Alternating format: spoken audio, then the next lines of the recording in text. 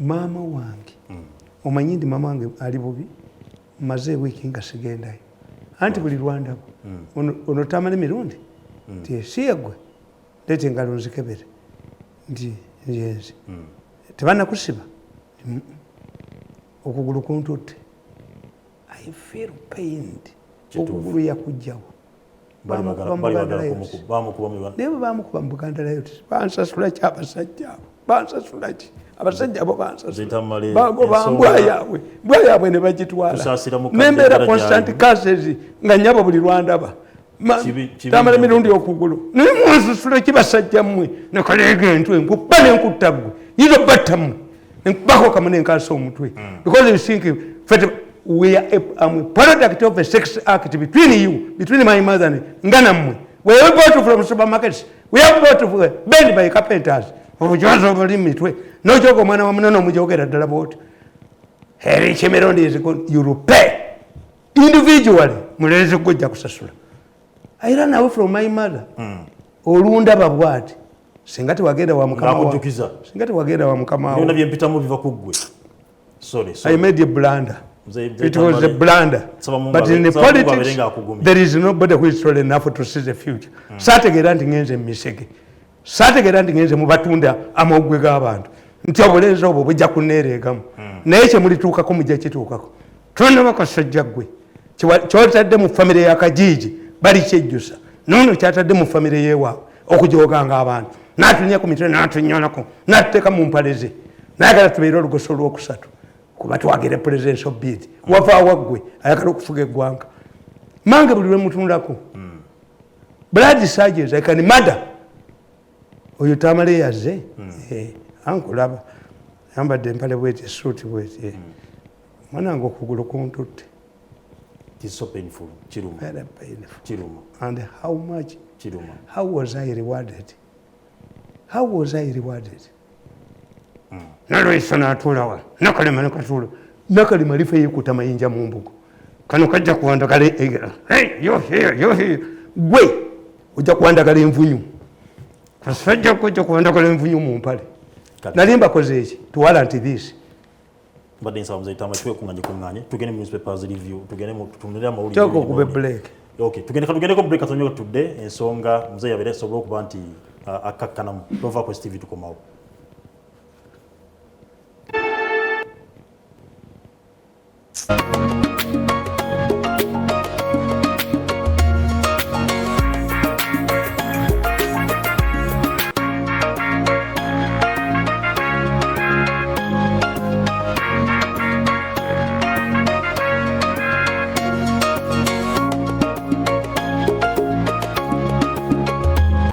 The idea that one can fall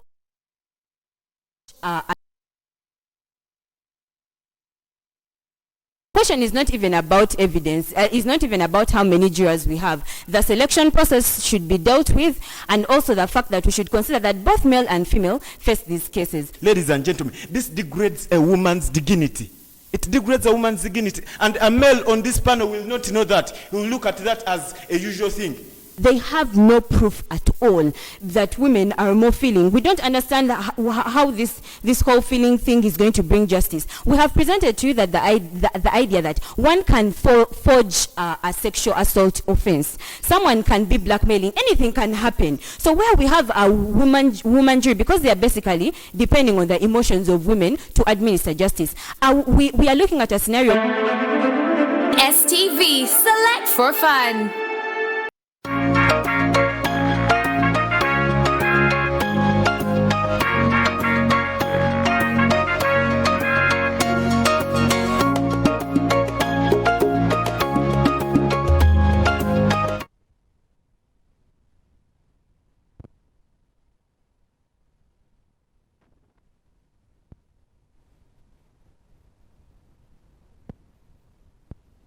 Yagali mutana kyabakoleredde kiba kyannaku nnyo kuba nti okolera ekintu oba okolera omuntu oba okolera oba okolera n'owaayo devotion oba committed ku kintu ekyo naye n'oba musasuddwa mu mbeera etali nnungi.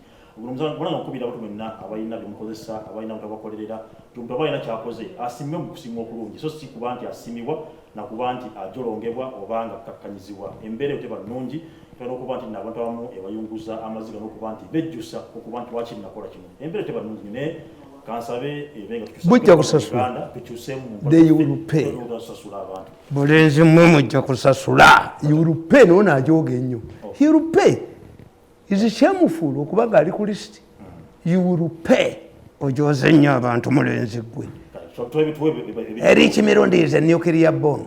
I'm playing games with him mbunzije mufukame gwe bajja kubatula individually sibe teri mulala akulagira si mukazi wo gwoyina obujozi mu mutwe tolibeerako president kyotajja kubeera naye mukitegeere we am a product of a sexual act between my parents. I was not made by carpenters. It's only me that have an opportunity to come to public. There are people who are eating with anger. Alawagwe mzaitamali influence otuka gumbeere I did not meander into State House. I thought it was a national asset. Okay. I don't apply to go to State House. No. Muleke kutulitinga bana babana mmwe bubi. Banyaffe basola bakaba. Okay. Oh yeah, avoid her. Okugulu kuntutte mwana wange. Settlement eyo eruma nnyo. Mbadisa batamwe man. Okay, tusoke tukomya watu gende. Kasete bamu kuba nti enzibye muwogo. Nakika tabanika kajiji nikajjako ne program zange gwe imbwa kaji yakakana kachokembu bekasajja gwe bakutte. Obukooti obunja bufuula emigo. Kasajja kwenja kufuula obukooti obw'emigo. You end up with drugs. You see, poverty is like a gravity. Nekaja ko paragula joki kwasumu tunika jiji bamwase bwetu basirikira muto muloza zetumanyibe mutukola nekalege tukatambula laka no is not laka is it laka to kill people to sell organs is it laka or brutality butemu entera hamwe. Okay, kale tugende mu mawulire nga tugenda kutufuna ebiva za mawulire. This is story. I challenged them yesterday morning. Land board reacts that when Museveni announced that Uganda Land Board was an illegal entity, they played him a contempt card. We call it a contempt card. Nobody discussed it until I raised the issue. Nembaganti including a new vision to wali yachogeddeko. Tuchita contempt card. Okay. They don't discuss what you say. But I want to tell the president, Nabagamba, a kid who resembles his parents, tebamutwala ku DNA. Okay. Nobody can doubt, even under the conditions, the Museveni taita champa. Namulemerako. Kituufu. Polizaleta sente omunene nazitwala nemukalumbu ngende mukolere kati kano night yabulirawo nedda kano night yabulirawo mbajja nkole kakiiko dali kyakubeta ente omutwe gwomulenzi mbwadde maserena anteeke mwanda weyazi you will pay young man oli musajja mukulu atayagala obwa president you will pay as an individual you will pay. Kakati ne new vision yennyini si yiye nti land board mengo reacts after mentioning it nti his statement was taken Museveni ignore him. But what I want to tell the president, he cannot win a war against the Uganda Land Board. Sure? Yes. Oyinza okulowooza nti katulawundinga apo ekitundu ababbi gwe nolowooza nti abambadde empale bonna basajja ogenda okutuuka ku poliisi nga mulimu abakazi abambadde empale mulimu n'abakazi abatalina bubina.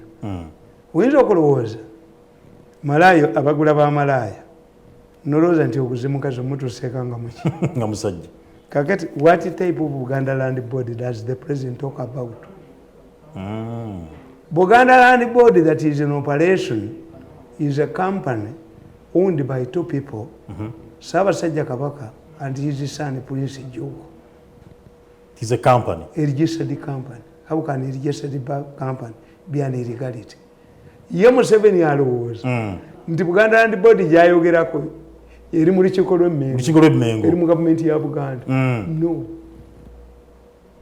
Kuba kye baakola baateekawo institution empya nabagamba nti mu constitution mulimu institutions bbiri. Mulimu traditional institution ne regional government. Regional government baagigaana ne basigaza eno ne bagituuma amannya amakadde. Si lukiiko lwa Buganda. Olukiiko lwa Buganda lubeeramu elected people. Si Katikkiro. This is a Wolole or an aid of Kabaka. The Katikkiro is elected. But you baptize him a different name. Democratic Republic of Congo. Is it Democratic Republic of Korea? Is it democratic? Badira baptism. Unless Museveni identifies the Buganda Land Board he is talking about, in his opinion, he thinks there is an illegality. A Buganda Land Board that he derives its powers from the Kabaka. From the Kabaka. The Kabaka registered his company. Eyali badde erabirira mayiro ebisatu mu ataano zokka ziyafuna mu ndagaano y'olwenda. Makubu yo n'engalabi n'obukooti obukonoktedde.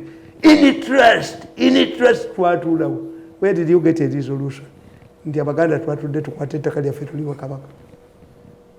Buganda Land Board nigyogerako ena kuba engevunanyizibwa ku ttaka erya Kabaka ng'omu. Yes. So si erya Buganda yonna. Kati bo baakikola. Museveni n'abaddiza ebyapa. Kakati bakubooza nti yagenda otuddiza ebyapa yabiwa Buganda Land Board. Ate ettaka kasali kyuka 3 times. Teridde gye lyava. Awe wali akalipo. Yes. The president believes because abo minister bani tebamubuulira Buganda bagitya opportunistically ayinamu omuntu omu. And how can you attack a Buganda Land Board when you are Minister of Land is the senior minister is facing a by-election okujjako nga taagendeyo n'abakooba. Mengo knows when to strike. President yavudde n'alagira SEC ne cabinet balanise Buganda Land Board because it is illegal. And how? Kati ogamba statement sazo bagirwanise nga minister omu ow'eby'ettaka ayina by-election mu Buganda anaalwana ng'atya.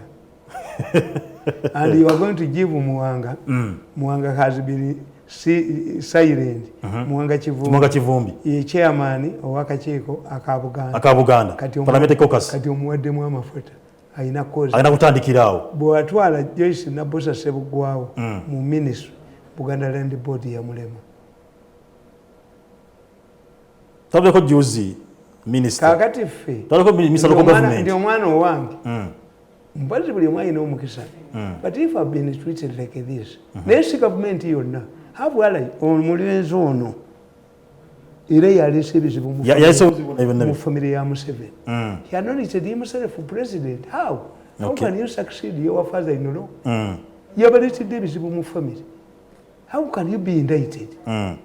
Nti mubali indicted mu list mulimu ne close relative of the president. How? It's an embarrassment. You cause a divorce. Kakati mmwe mugenda ne mutujoga. Nze I have my brain, not for sale. Funa n'obubaka waliwo omukulu Sabbiiti kufa Makerere agambye mbutuufu akusaasira era yebaza shoje tunamene asasira muze Tamale amanyi pain gyofuna gyoyitamu wano omukyala she's called Julie naye agamba kuntuufu kwenira bane I'm feeling sorry for what muze Tamale goes through kulwa maama we wano omwami omulala wanene naye kyekimu muze Tamale you have to be strong kubanga mukama Katonda agenda ko ajja kusasula. This is a work of an individual. Obaka bujja wanene kuva mu bantu obwa president oli bufunako okujja kongo okutte farm n'ogiteekako bendera ya Uganda n'okwata mukazi ono omudikira eyalinga nga first lady tolifuga ku ggwanga lyaffe wano tolifugako ensi yakukyawa nnyo abantu bwe bali kutwala emisinde n'helicopter bali kuba ku ttaka. It's only one man who is fighting me. Erich Mirundi is a danger buli kasente kono ne zino yazikutte bazimuggyeko bujja nazikutteko. Do you know what it means? N'ayagala okugoba principal private secretary.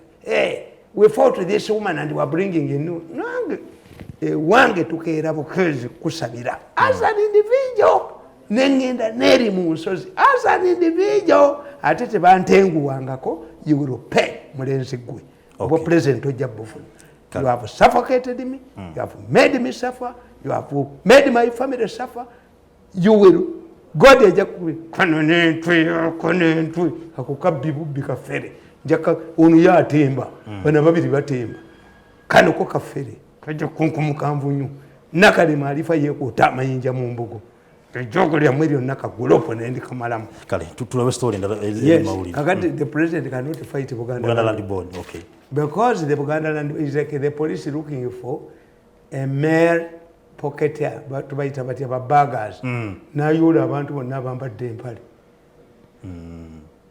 ngati sibuli yambale nti the Buganda Land Board Museveni is talking about does not exist nenge binga bichali awo eno yeriwo eziti anti ya kabaka wogikubira Buganda Land Board yogikuba Museveni asobola gikubira mu kintu kimu mukiriwa if it encroaches on land or property that is not under the kabaka kuba Buganda Land Board tesobola Uganda Land Commission ya Museveni ne muhozi kakati eyone efuka estate ye ono Tuesday nja kukulaga how land was distributed nti kabaka inako bisatu mu 5 ki tujja kwongera kigaza ku lokubiri amakubya kibasali ya Museveni n'embuga z'amagombola bazitwala n'amasaza naki songa company y'abantu abo babiri Junju ne Ssaabasajja kabaka ne mutabani we Junju n'abalangira abalala tebaliimu era utalo werulyawo lunene yes kakati the president is confronting the kabaka okay gwe tolwana naye let me tell you President Museveni is facing a similar situation Obote faced. Milton Obote yesanga mu kizibu nga UPC Paulo Muwanga agambye ntaddewo UPC Buganda tetuyinza twawukane n'Obote kakonga amummi ku nomination nange bwali nkola tuyingire Buganda ne bamenya endagaano ne UPC kakati kabaka ikane ikola violence mu Buganda nebakuba abantu ne bonona ebintu ne bakola ki kati Obote kyava agamba kyemuba mukola mukimanyi tuteekebwa akakiiko ka parliament kabuulize ku bikolo byane bya kabaka ikakola kuba which they did it do when kabaka ika was doing the same to DPs abakabaka ika bali bageze n'abali bakyayi Obote etteeka bwe emotion yeyo eyavaako 6 yali igiridde tubbani kabaka yekka okay. What if Obote had consulted me if I was around? Fortunately for Museveni I'm around. Obote yalikoze ekintu eki kimu yaligambye tutaddewo political parties bill mu parliament. Political party must be national. Enokubeera na bino wammanga. Kabaka ikawudwa bino teyali registering. This is what the Kenyans have done. The chairman of the Kenya Electoral Commission, this is what he has done. He has dismissed small parties which are not national in character. Kati buyina kubeera forced into Jubilee and ODM. Uhuru najja akola ekintu ekijje wakabira. Jubilee tewagira president wa Jubilee. Jubilee ewagira opposition. Gundi yasigaddeyo layira mu ODM. Kakati Uhuru agenda kubeera national chairman wa Jubilee. Bayinza n'omuwa omulimu n'abeera national bayinza okukola ki. Yes, agenda kusigalawo. Ne Kabira kye yakola. Kabira yafuna ababaka abasinga obungi, n'afuna baseneti abasinga obungi, n'afuuka Senate for life, yafuuka Nshikedi. I wonder why do you believe that when you talk to Nshikedi, you can construct roads in Congo? Who is in charge? Who is the Hajat Ewaka? Oba musajja ye Haji. What's the powers? Have you talked to the Belgians? Yes. When you talk to Nshikedi, who is in power? Mumakaga mwenu okumanya Hajat Bwekiri. Ne bakugamba nti wakoze ensobi. Okugamba Mirundi walibambye mukazi. Waliwo mukyala. Yes. Kakati this story kakati eyo story eyo. Eyamengo tujja gigaziya ku lwokubiri. Yes. Kakati story zino mbagana eno nno tumwebaze gye bamutwala. Ye buli tumwebaze buli wabeera enduulu zivuga. Musajja yazaala. Kajiji yazaala. Ate abo temubalumba. Agriculture officials, you see, I want to tell this government, why is it that every newspapers are awash with the scandals? Lwaki buli kaseera babakubira scandals? Baleese train wagons ezitatambulira ku leero. Sente mmeka? Waliwo ghost teachers eziri mu ministry balumba Lukwago bafirwa bilioni 9 ye Lukwago yakola ensobi n'abakolera nze sibakolera bafirwa bilioni 9 annually kulaba ghost teachers kwagajja kubonaabona nnyo bamujoga era nakkiriza bamujoge kati gwe bakuba ayinza okugenda mu kkomera nze nasalawo nja kukolera Museveni nga ndi bweru mulimu amaka g'otuukamu ng'omukazi tayagala bantu muganda wamwe n'abaga nti mubeere eka nja baweereza school fees kituufu iwange temujja yes ne gavumenti yeno bweri ti Museveni does not control the whole government mulimu subterfuge very powerful people sekretariawo n'agamba nti sente muziwe Mirundi n'ozikwata bamutwala atali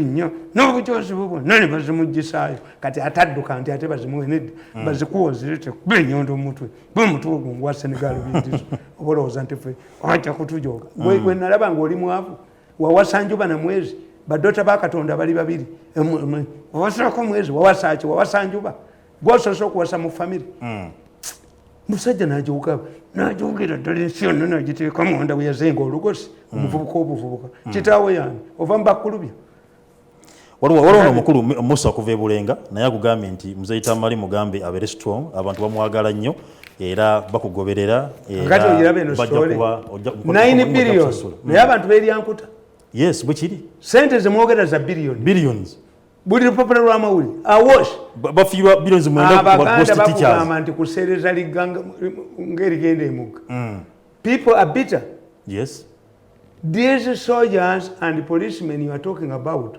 bemutawa necessities basoma badiguli they read these newspapers buli kana kubasoma abaganda batuga nti gwe babba ebizigo buli gwalaba anyirira aloza yatwala ebibye yes bababuuza mumukolayo ki bagundi balina bino mumukola ki kituufu you are inciting the population to riot.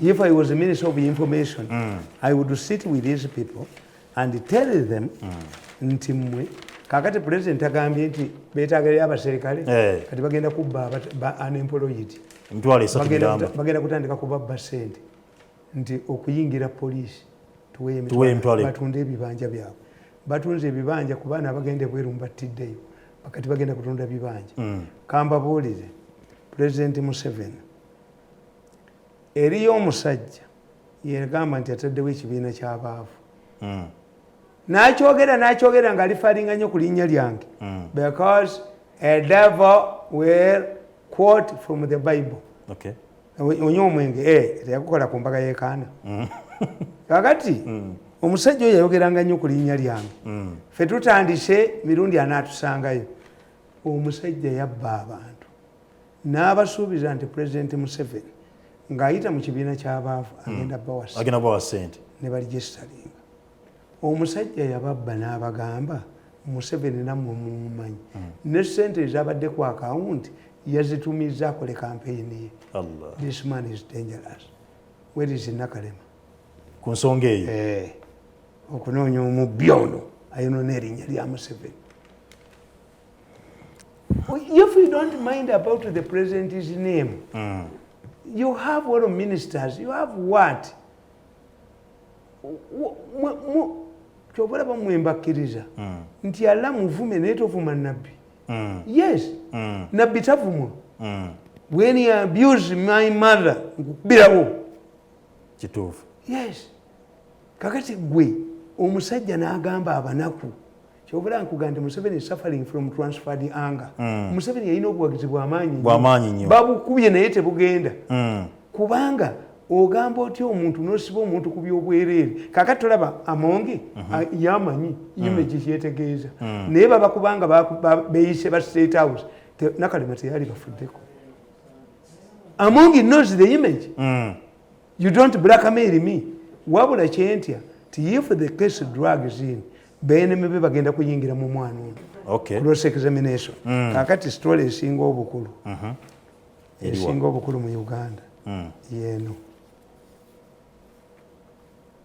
these are dangerous fellows. Muhoozi does what? Muhoozi's aides must take care about the monitor. Previously they were saying his tweets were reflecting a mind of a drunkard person. Today they are telling you that he is an emergence of a first son from the son of his father. The same group was used to create trouble between Gaddafi and his son Islam. This is how the troubles in Libya started.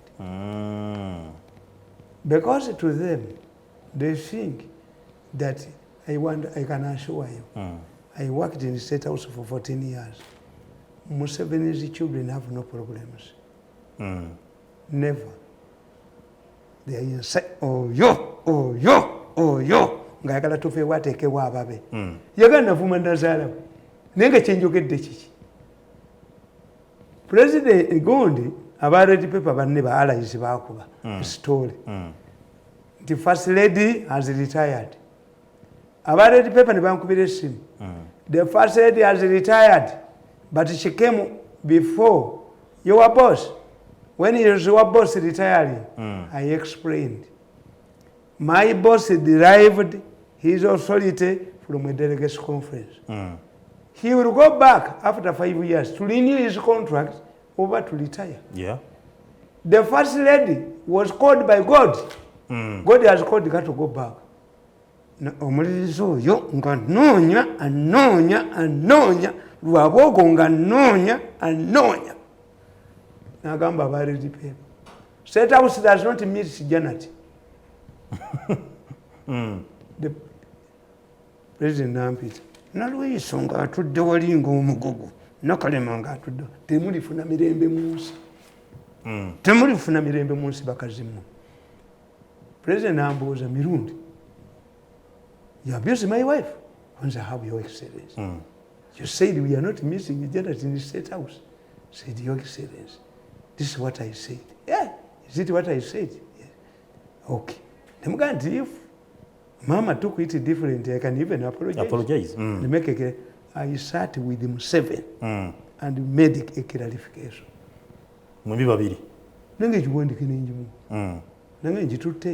Okay. Mama kirisa. Why you get the baby? No, nanyini buyinza yagala obwa president atali bufunako. Ajja okufuna ebibonebona ku nsine mu ggulu. N'agaana abamawulire gifuluma. The president was coming from Namugongo. Kushira Ines. Nambuuza Mr. Mirundi. He used to call me Mr. Mirundi. Mr. Mirundi. Kintu kyaffe nga tekyafuluma. Museveni is jovyo. Okay. Bw'oba tewolanga kuna Museveni tumanyi nti Museveni is a good man. Anyiiga ng'abalala bwe banyiiga. Kati nga kwoyo omwana. Ti omwana atatya. Baali bagamba yamusaza Najiriti. Yes. A boy was a night player. Maybe oyinza ogamba nti egundi. Naye nti omwana yamusala. Nga omwana gwe batulugunyiriza nalufeenya ne babukulamu n'erinnyo ne magalo. Mugenda kudda. Asobola okukkiriza. Naye Gasumba wagudde nnyo. And credibility is like a virginity. You lose it once. Kasenga tedda. Bwekiri. You leave yourself an escape route. Kakati ngamuga nti yekiganya okufuluma. Olwo ayagala trouble. Facility. Nve wateekewo ababi. Naye mulenzi gwe wateekawo waali. President bwe yambuuza nti ekifo nkiwani nti tewamujjaawo nekiddayo wa Nabusaayi. Nenkuba obujozi ekikuba okimanyi mulenzi gwe. Kakati bapanga baleta teepu yaabwe. Oyo njamu kumulembu nnyo mu mpale. Ntwe ya posi. You're here. Era the president asked him. Ne munyinyula how they do it. That's a fake tape. But that not your voice is mine. But where do I have a 2 hours program? Nakalege ntu nja kubonereza. Muhangalizi katampeko yavu. Ngatoma zokulya kasasiro. Oliyo kasasiro kasa. Nyizo kuteka tepo eyo mu lubuto gwe. Bagirongo sanga terimu. Entwe busajja mmwe kati we muri sibalaba. Je mugenze sibalabayo. Temugenda kutemba mmwe. Mwali munerega munga muneregera muki. Nenyabo nembukuba ate kati ntegeera. Era bwe bwakuba nyabo nga bwerimbisi kuboyo mayega ya insult ngaga. Mubakube aba federal mbakube abakimu bakube kati ali mu convoy. Nayino yi ukimanyi naye babujimbi dekanawe ne bwe banagaano gifulumya mayiga aliko story embi. yali tembe nyonyi kale kakati eno story embi but I know I started Muhozi. Okay. Anybody who believe that he can influence Muhozi to fall out with it further like Islam is joking. This man is well natured. Whatever the Bivungita Bungita is coming for presidency. Yagambia from Maje. But monitor is encouraging Islam. You cannot get Islam from Muhozi. You could get Islam from your friend who was lost totally. Talifuga kugwangali. Okay. He's going to hide himself. The best he can do is become a commercial farmer, not a person who believes to get wealth through privilege. Yes, but I work according to the Bible. Negwe bikoli mu byoyino bimanyi abantu batulugunyiza obamanyi. Oli kuntuyozo. Singa gwe motoka kufako te bakuba amasasi ne gagwamu nga bakujimbye gwe. Nze naawe ani akagenda mukomera emirundi emingi under house arrest with your power you have. Ekikukuba okimanyi gwe mulenzi gwe. Kakati bana abasajja. The president must take care about Muhozi. Especially in push. Kazunga eno neno. Enda kakuba butambi 10. Bakajja nende kaliyayo sente. Kagere wa Muhozi ne kaliyayo. That boy is dangerous. Okay. Akukentu push. Eno story is a bad story. Yeah. We call it reverse psychology. They want to say, if we want to rule this country, be independent of your father. Rebel. Be intransigent to your father. Rubbish. Rubbish. This one deserves. Ngabu ingakola buli. Nekyo sijjaga yuza mulimu ekifaananyi ki. Singa kibadde kirana. Badde nga yuza. Kakati nkubuulira. Mulimu muno kyendabye muno. Omusiru awandiise. Wuuno. Agambye. Will tomorrow's African soldiers die for continents despots who are they? Africa is going through a democratic process. We have setbacks. Doesn't this man, what's his academic background? Yes, Bamitan, novelist. You go concentrate on one novelist. Kubanga kankubolize. Is Mr. Tucker a novelist? Social political commentator. You see, Laka, Bobby Wine defeated Museveni after 35 years. Kakati, you see a minister comparing Museveni to Bobby Wine. No sikula mukasajja kwenge renga labinyo ochali minister gwe. No sikula ngo ochali minister kasajja gwe. Your mind is kakala kabere ko damu India mwetu say. India musajja mweweddewo. However much you cannot be reformed. Muti musobola mubunye. The best is to go underground, stay on your farms, or board the plane to Uganda. But if we remain fugitives, ku farms amwene mutuula, tibayina ko buzibu. Kakati nkugamba ono omusajja ga despots. The soldiers. He's talking about Ethiopia. I think he doesn't know much about Ethiopia. Unlike other countries, the Ethiopian constitution provides for secession. Tachimani. I will answer you next time, but go and revise the history of Ethiopia. And why, and you're going to find out. Because the most important issue to me, not to be a novelist, I'm a political scientist. Okay. Africa has a problem. Previously, OAU used to rotate. Nebaganti unique Siran. No, ne papa bali baganti unique Siran. Taina Kisiran, OAU is unique Siran. Nyerere refused to host it. Resources is oina. Oziliano Zimalawo. Okay. By the time we think of organizing, staging, OAU, you see, you have a problem. Because if you want to Queen Wajan Commonwealth, we shall be a co-word, a showcase, what? In terms of reality. Spain, even Spain, and over the two Queen and Uganda who wanted each more. Uganda jabagoba mu Commonwealth, bwesala wona erwana okuteka Commonwealth, Queen yafuna. Is not you. Ti omukazi nti mbabazi yali agenza akomyewo. Who benefits? Is it mbabazi o Museveni? Ona akomyewo. Kitegeeza.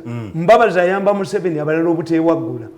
Yes, Museveni cannot organize a party for Mbabazi for coming. Yeah. But people are saying olaba n'ono akomyewo ekitegeeza ebweru si walungi mbabazi return consolidate ne bw'omuwa billion 10 I care up for you nti ategeeza abantu ne Besigye naye era abaguse kuba ssente azifunira mu buvuyo era akomyewo n'entwe omukazi bw'omupa essalinga omukwano mu bbala kuba ecupa ya bbiri Besigye bajjamu kuba nankubuulire kaakati okitegedde nti Ethiopia teyafugibwako teyakola ki but what is very interesting wanudde Rwanda naffe tujja kwegatta Eritrea yes Eritrea yalwana Eritrea ne Ethiopia tufaanana ne Uganda ne Rwanda balwanira wamu bazze nawe n'afeeki ne balwana olutalo kafungula nkete naye today amagye g'Eritrea gagenze mu Ethiopia okuba bali Eritrea who knew in politics there is nobody who is tall enough to see the future nange mama wange mugamba saategeera natunulira Museveni nesegeera kiri mu State House tonnenya saategeera if I knew government yakumira mula kuno yena ali mekyuse mukimanga muntu agikoledde avaayo asasuddwamu kubanga afuna maziga ono akubiddwa ono omulenzi yabadde abikola yabadde agoba buli muntu n'akuba buli muntu afuga eggwanga tojja ddifugako nobono kano akobutu nakano katabani kakajiji bwe batatemba mnyonyi bajja buttira wano bajja kukuba basize wano emitwe bulina okutemba ennyonyi oba budduke they are exposed. What are you going to do to the international community? This is an international indictment. Nga tusiibula waliwo omwana abuuzawo n'ekibuuzo agamba nti kiri ku national ID. National ID zigenda kuba expiring ezisinga mu 2025 ne 24 anga tulina akalulu mu 2026 2026 kinaaba kitya abantu banaalonda tebagenda okulonda ID ziweddeko. How much do you need? Oyo ayagala bazzeewo ekitongole kiri bajja kizaawo. We shall know how to cross the river. Kati okalaba akasajja bamuzeemu bulungi. Olaba akasajja kanne fitina yaako kaagala kugula TV yono. How many widows can a pastor have? If you see, what people don't know, a dead man had no mistresses. A dead man has no girlfriends. Era akasajja kano kakino nayo owayiga ate ono omwana yabakola ensobi aliwa yiga yafiira mu kkomera almost nti ayogedde ku covid entaliyo n'afiira mu kkomera ekitalya. I went to stand surety for yiga ne bamutumu yiga bwe baali bamuziika baamulwanira kiwanda gwe bidde mu kyaki ne bamuttiramu. When do you express sympathy? Where were you when Yiga needed you? Yiga was sick, sent to prison. Where were you? Singa bamukuba enkola ya NRM ey'okuzinira kuba baagala bannalweyiso once they declare you a national barrier ne balira mu ssente nze tubalinze ewaffe teri national barrier tubalinze ewaffe nnya baffe mulave embooko bwevu bajja kujja tulave emmotoka ya gavumenti bwe tuzookerayo. Yes ate mujja kusanyuka gwe temufaako nga mulamu ffe tulina minis ezijjanjabo fortunately for us tulina you're lucky a bit. Yes we are not coming from paupers. That's why we are arrogant fellows. We are not a family of paupers. Era bonna bagamba obakola muki obakola muki nembaga mulimu omuntu omwampalana mulimu naye kyayagala tajja kifuna akubiddwa ku ttaka yekwekweya ku kamyo n'omunywango enyuma ejja kubabuka. Is one person who is fighting me because he knows my mobilization capacity and I will never support you. Even my corpus will never support you. Even if God tells me to meet you, I cannot meet you. Even if God sends a Jubilee, I cannot meet you. Even if God sends back my father to tell me to talk to you, I never talk to you. Ekyogoyo tujja bakube nga bwe tukubye paka luna kakana konkabo kakanyweko mulenzi gwe tayo omuntu omu bakulageko otegere nti ensi yakutamu Okay, sigenda kubanga nsuka ngenda kuba mberekereza program bwetu bwetambudde era nga mbaza munabaddeko nga mutaba wano Quest TV program Embuga gobe nayagala okuba nti ensonga yo ekwatibwako ebikolebwako message musobola kuma musindika message ku WhatsApp 0701 379861 0701 379861 namba yange tali nkato jo kumusindika message ngaira winsomye message yona jonsinga nja kuba njisoma bulungi nemba nga njitusa omukulu aberenga akuddamu ngenda kuba mberekeza mbaleke ne story y'omwana ono owoli Moses ngenda kuba musikali mudemu abantu bansabire kubanti no abantu bansabire nze Tamale nti I avoid to go to my mom kituufu kuba olundaba nti mwana ngo okugulu kuntutte ensonga enkutte ko nyanange okugulu kuntutte singa tewagenda wa mukama weeyo tebaali nkubye yali nawe ebyempule ne bwabuli abasegirinya nti babakutte omwana wange Museveni yamwagazaaki omwana wange Museveni yamukolaki omwana wange Museveni kwegamba kyamuyitako nnyo nti ate abakoledde omukulu kiza okuva enansana naye agenda kusabira era yobali program president yagamba nti mukulu munnange bamukubye nti ye n'amununula n'akola omulenzi oyo naye kyoliraba olikirabo eyakugamba okumpalampa waliwo gwe wajooga n'akugamba okumpalampa yurupe as an individual. Mukama bakuume tariki nkataga emanya nebaza team jengoza ne producer ange Don the Drone eranga yomu yabane ku kamera wamu ne Jeff mu control room bebaza kuba nti mukoze bulungi nnyo program kuba nti tekateko tariki nkataga emanya enamba ngenda kubanje badira 0701 379861 abankumire mukama oshiti watu yakuba tusenga mu mulala inshallah. Assalamu alaykum wa rahmatullahi